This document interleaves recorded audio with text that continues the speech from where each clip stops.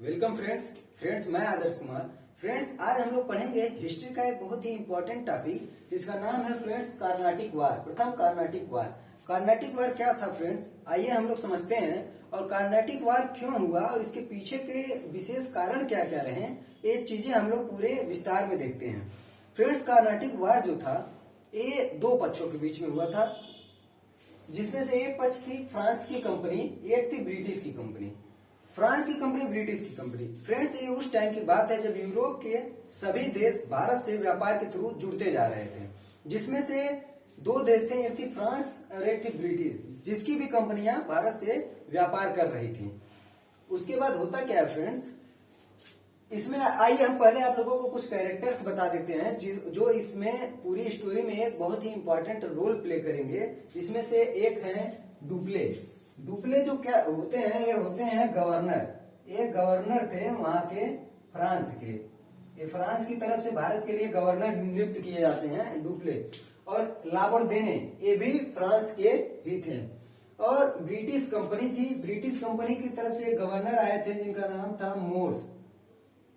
Morse थे। ये British company के ब्रिटिशर्स के तरफ से गवर्नर नियुक्त किए गए थे भारत के लिए।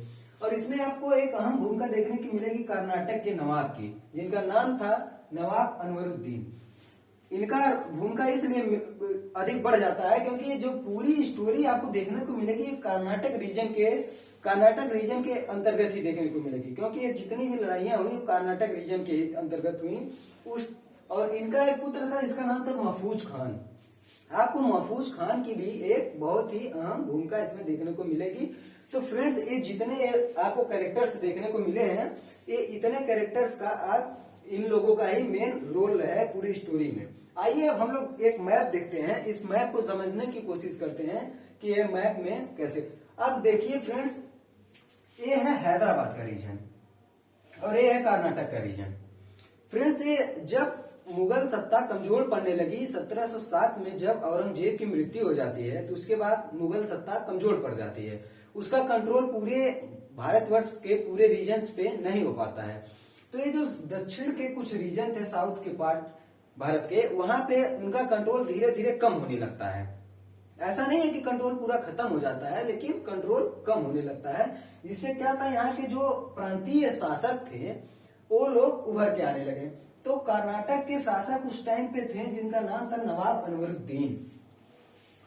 और यहाँ पे देखिए एक जगह पड़ती है, इसका नाम है पुडुचेरी। पुडुचेरी में क्या था फ्रेंड, पुडुचेरी में फ्रांसीसियों का कब्जा था। और यहाँ पे एक जगह है जिसका नाम है मद्रास। मद्रास में क्या था, ब्रिटिशर्स का कब्जा था। तो और मद्रास के नीचे ही एक बगल में जगह पड़ता है, इसका नाम है कुड्डालोर। कुड्डालोर को भी आप अभी देखेंगे कि कुड्डालोर की भी बहुत अहम भूमिका आएगी इसमें। कुड्डालोर में एक फोर्ट है जिसका नाम है सेंट फोर्ट डेविस। एक फोर्ट है जिसका नाम है सेंट फोर्ट डेविस। यहाँ पे भी ब्रिटिशर्स का कब्जा था। अब आइए हम लोग देखते हैं पूरी स्टोरी में कि कैसे क्या चीजें कहाँ कैसे रन करती हैं और कैसे स्टोरी आगे बढ़ती है। अब आइए हम लोग समझते हैं। अब स्टोरी शुरू होती है, इसका जो मूल तात्कालिक कारण जो रहा फ्रेंड्स, तात्कालिक कारण जो रहा वो था यूरोप में ऑस्ट्रिया में उत्तराधिकार का युद्ध। कहानी शुरू होती है फ्रेंड्स 1740 से। यूरोप में एक देश है जिसका नाम है ऑस्ट्रिया। फ्रेंड्स ऑस्ट्रिया की राजधानी है वियना, इसको ध्यान दीजिएगा। फ्रेंड ऑस्ट्रिया में वहां के जो शासक थे, उस शासक की मृत्यु हो जाती है। अब शासक की मृत्यु हो जाती है, उसके बाद वहां पे उत्तराधिकार के लिए लड़ाइयां शुरू हो जाती हैं कि किसको उत्तराधिकार दिया जाए। तो वहां पे फ्रेंड दो पक्ष हो जाती हैं। एक वहां पे एक लेडी होती है जिनका नाम होता है मारिया थेरेसा। मारिया थेरेसा वहां बोलते हैं कि इनको उत्तराधिकार मिल जाए। अब वहां पे उस टाइम यूरोप के जितने भी देश थे, कुछ इनके पक्ष में थे, कुछ इनके विरोध में थे। तो उसमें यूरोप के दो इंपॉर्टेंट कंट्री थे जिनकी वजह से पूरी स्टोरी आप यहाँ पे देख रहे हैं। इसमें से एक था फ्रांस और एक था ब्रिटेन। ये उस टाइम पे दोनों देश बहुत तेजी से उभर के सामने आ रहे थे। तो फ्रांस चाहता था कि मारिया थेरेसा वहां की उत्तराधिकार इनको ना मिले, क्योंकि फ्रांस का मानना यह था कि रोमन साम्राज्य के अनुसार कोई भी लेडी को, किसी भी औरत को उत्तराधिकार नहीं दिया जा सकता है। लेकिन वही जो ब्रिटेन था, ब्रिटेन चाहता था कि इनको, मारिया थेरेसा को वहां का उत्तराधिकार मिल जाए। अब इससे क्या हुआ कि इन दोनों के बीच में युद्ध शुरू हो गया। फ्रांस और ब्रिटेन के बीच में यूरोप में युद्ध शुरू हो गया। एक तो था कि फ्रांस और ब्रिटेन के बीच में वैसे भी पहले से शुरू से ही रिलेशंस अच्छे नहीं होते थे कुछ सामाजिक कारणों की वजह से। उसके बाद इसमें जैसे इन दोनों ने इंटरफेयर किया, इन दोनों के बीच में युद्ध शुरू हो गया। फ्रांस के साथ भी कई अलग अलग कंट्रीज थी और ब्रिटेन के साथ भी कई अलग अलग कंट्रीज थी। इससे क्या होता था कि पूरे यूरोप में एक युद्ध छिड़ गया। और होता क्या था फ्रेंड उस टाइम पे, जैसे मान लीजिए जो ये यूरोप है, मान लीजिए ये यूरोप है।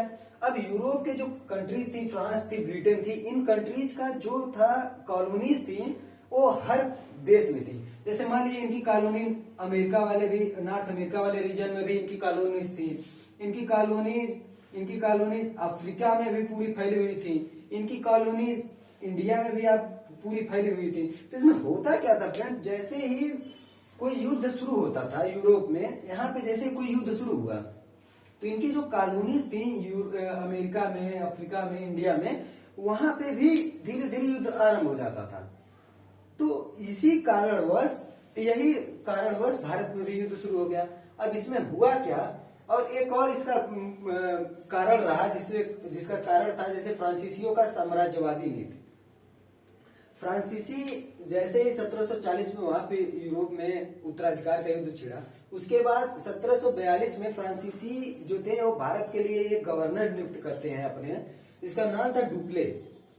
डुप्ले का बहुत ही अहम किरदार रहेगा इस पूरी स्टोरी में। डुप्ले क्या करता है, डुप्ले जैसे ही भारत आया, डुप्ले साम्राज्यवादी नीति को अपनाने लगा। डुप्ले अपना क्षेत्र बढ़ाने लगा, क्षेत्र का विस्तार करने लगा, और जिसकी वजह से क्या हुआ, उस टाइम कई कंट्रीज यूरोप की भारत के साथ व्यापार कर रही थी, जिसमें से ब्रिटिश भी था। अब डुप्ले जैसे ही क्षेत्र बढ़ाने लगा, जिस वजह से ब्रिटिशों के साथ इनका कन्फ्लिक्ट हो गया। अब ये क्षेत्र बढ़ाने लगे, इसकी वजह से ब्रिटिशर्स के साथ इनका कन्फ्लिक्ट हो जाता है। और जिससे उसके बाद होता क्या है कि जब इन दोनों गवर्नर्स को लगता है, जैसे जो गवर्नर था, फ्रांस का गवर्नर था डुप्ले, और जो अंग्रेजों का गवर्नर था उस टाइम मद्रास में जो था, उसका नाम था निकोलस मॉर्स, ब्रिटेन की तरफ से था। तो जब लगता है कि इन दोनों देशों गवर्नर्स के बीच में, इन दोनों के बीच में एक युद्ध हो सकता है, तो ये दोनों जाते हैं उस टाइम कर्नाटक के नवाब अनवरुद्दीन के पास, क्योंकि सब रीजन उस टाइम पे कर्नाटक के क्षेत्र में पड़ता था। तो ये लोग अनवरुद्दीन के पास जाते हैं, और फ्रांस के गवर्नर डुप्ले और मद्रास के गवर्नर जो ब्रिटेन के थे स्पेशली, वो थे निकोलस मोर्स, ये दोनों जाते हैं। उसके बाद वहां पे नवाब अनवरुद्दीन के पास शांति का आश्वासन देते हैं कि देखिए हम लोग कोई युद्ध नहीं लड़ेंगे और सारी चीजें शांति से हो जाएंगी और कोई इसमें है नहीं। लेकिन इन दोनों को ही पता था कि युद्ध तो होना ही है, क्योंकि यूरोप में इन दोनों देशों के बीच में युद्ध शुरू हो गया था, तो जिसकी वजह से यहाँ पे भी युद्ध होना लाजमी था।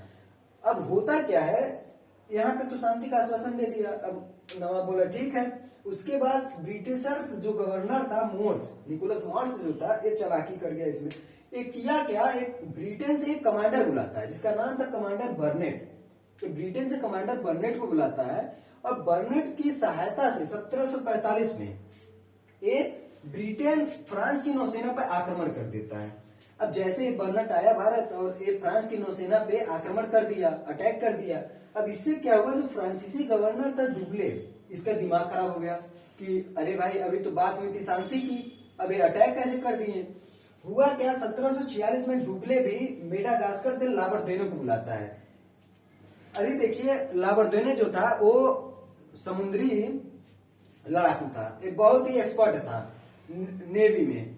तो इसको बुलाता है जिस मेडागास्कर से, और इसकी सहायता से, लाबरदेने की सहायता से एक मद्रास पे कब्जा कर लेता है डुप्ले।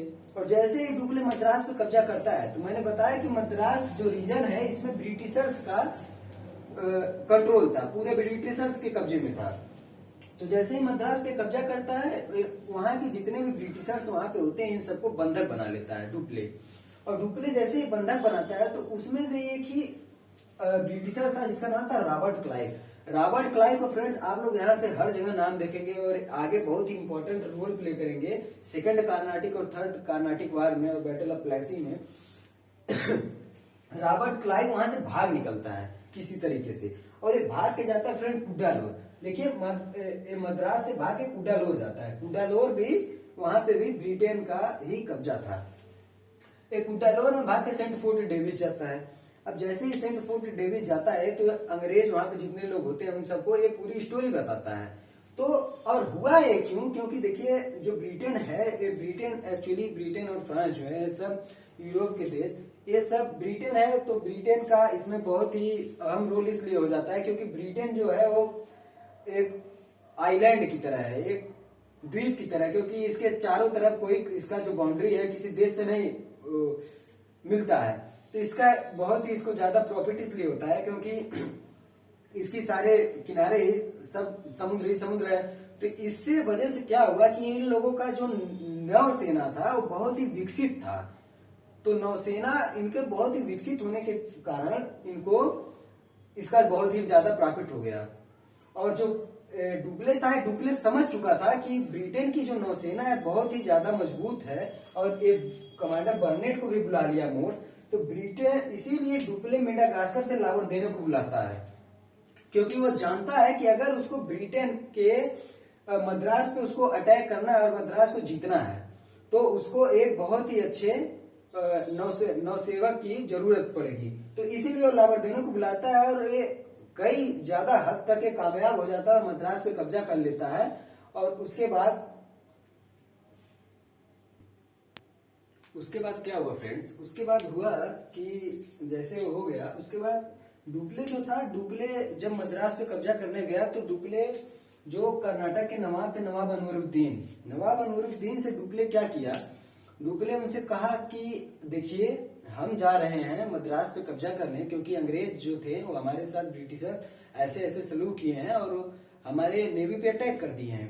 तो हम मद्रास को जब जीत लेंगे तो हम मद्रास को आप उसको बताए। डुप्ले बोला कि आप देखिए ब्रिटिशर्स का साथ मत दीजिए, और जब हम मद्रास जीत लेंगे तो हम मद्रास आपको वापस लौटा देंगे, क्योंकि हमको मद्रास नहीं चाहिए, हमको सिर्फ ब्रिटिशर्स से बदला लेना है।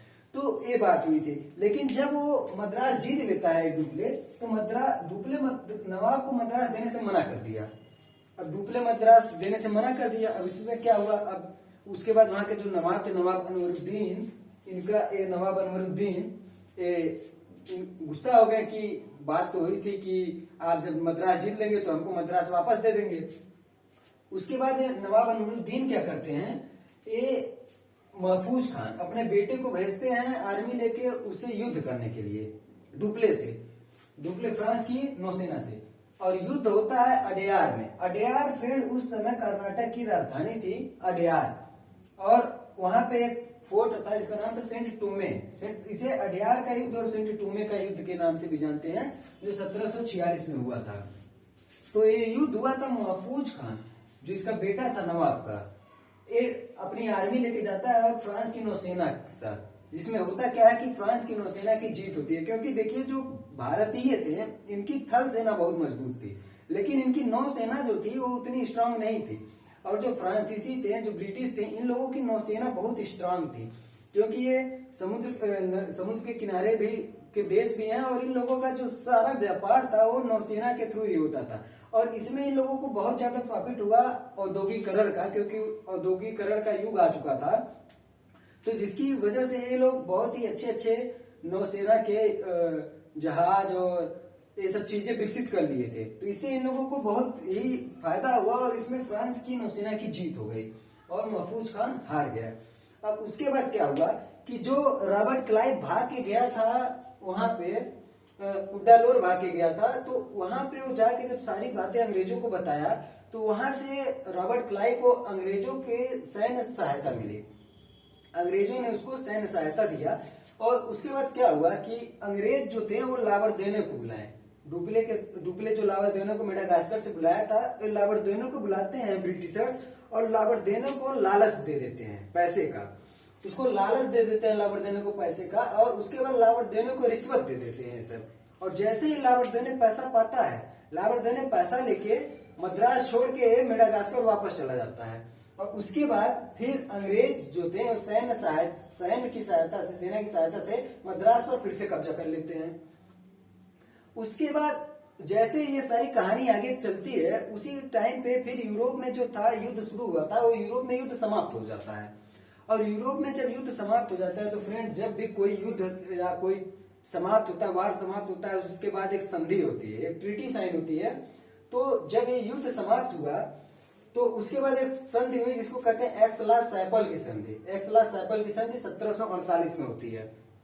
जब ये संधि होती है तो इसमें क्या होता है कि इसमें संधि के टाइम इसमें अंग्रेजों को भारत में मद्रास दे दिया जाता है, और जो फ्रांसीसी थे, फ्रांस को उत्तरी अमेरिका में एक सिटी है लुइसबर्ग, फ्रांस को लुइसबर्ग मिल जाता है और अंग्रेजों को मद्रास वापस मिल जाता है। तो फ्रेंड्स, यही पूरी कहानी थी और जो हम लोगों ने देखा इसमें।